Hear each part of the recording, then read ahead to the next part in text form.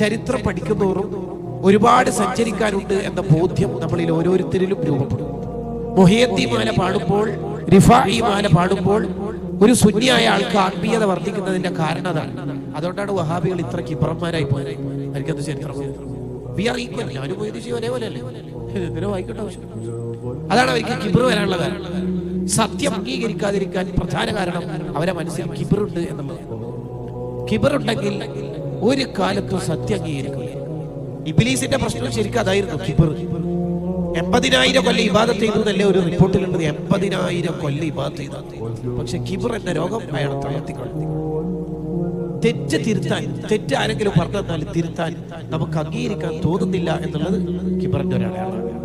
ദഖീറത്തുൽ ഖൈർ എന്ന കിതാബിൽ കാണാം, അയാളുടെ ഈമാൻ നഷ്ടപ്പെട്ട് ആഖിബത്ത് ചീത്തയാവാനുള്ള എല്ലാ സാധ്യതയും കിബർ എന്ന രോഗത്തിൽ കിടപ്പുണ്ട്. ഇങ്ങനെ ഒരു